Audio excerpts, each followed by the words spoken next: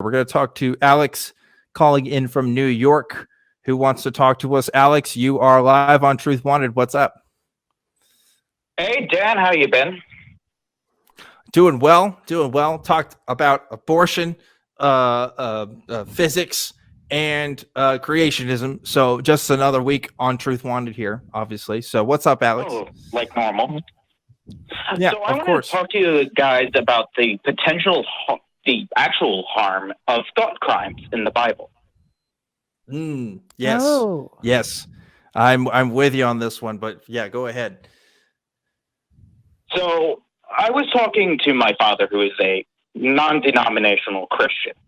He doesn't think there's anything really that morally wrong with the Bible. I pointed out slavery. It was a whole debate I had with him, and Sure. he kind of stopped talking about it. And I was talking to him more recently about thought crimes and how just looking at pornography or looking at another person in lust, whether it be male, female, etc., is just basically thought crimes. And you could be, if I remember correctly, can't remember, so don't quote me, I'm not 100% correct on this, or, I believe it was threatened with hell. More or less. By hell. Yeah, I mean, there's different people who talk about Jesus says it's better to cut off a part of your limbs than to do wrong with it, specifically talk about the hands, but he's also talking about lust in that particular context. But yeah, like it's not great. Lust is kind of this, though. It's really sad that you bring this up too, Alex.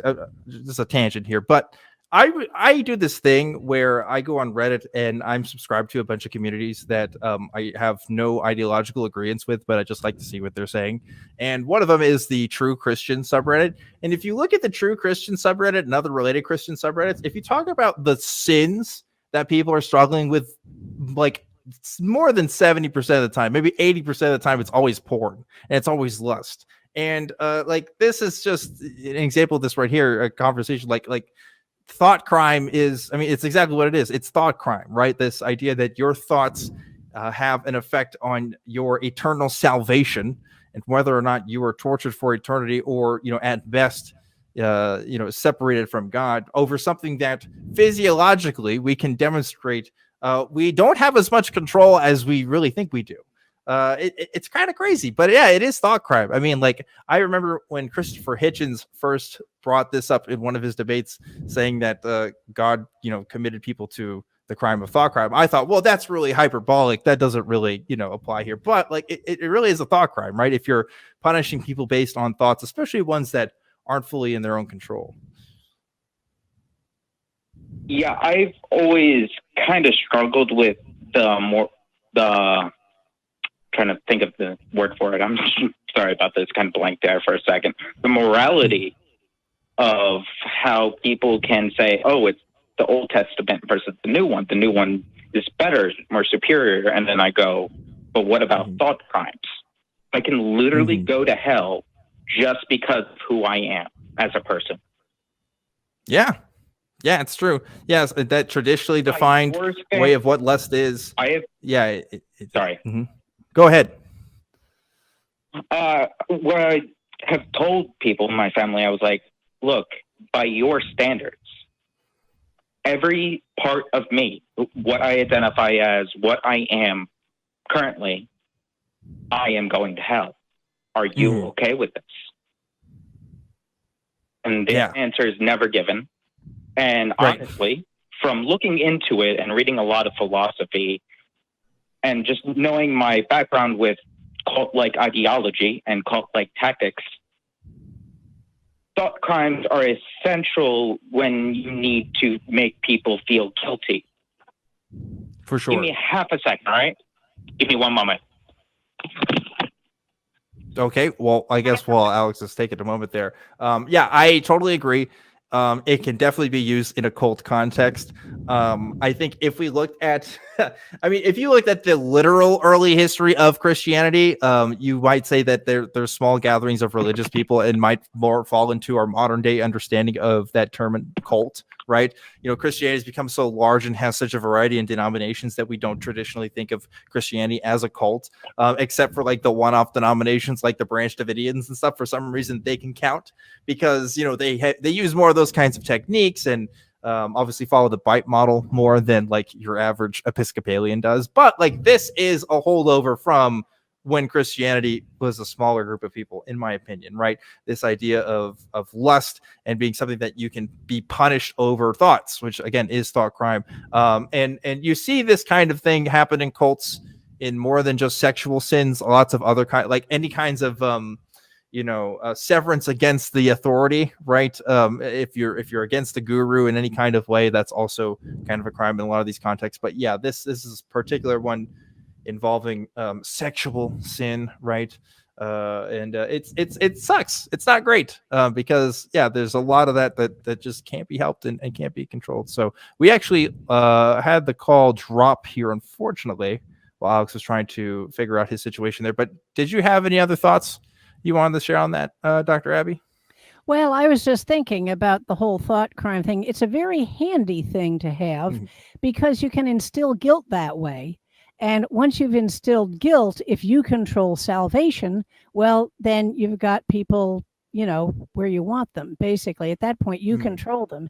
If you say, you know, the fact that you're thinking these things that you can't control thinking, the fact that you're thinking these things makes you guilty, you're going to hell. Oh, by the way, you can be saved, but you have to apply to me.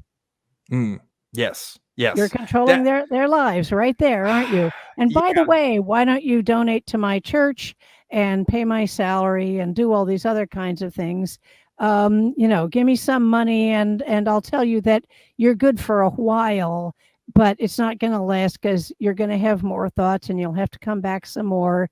And the next thing you know, I've got a nice empire going. Right. Yeah. Like if I came to you and said, Dr. Abby, I am the way, the truth, and the life, and your salvation is determined on whether you believe me or not, you would think that I'm somebody that should be avoided. But like when we look at it in the words of Jesus, like somehow that has this like magical authority because, oh, well, he's supposed to be the savior of mankind and he's able to do all these miracles and things like that, allegedly, right?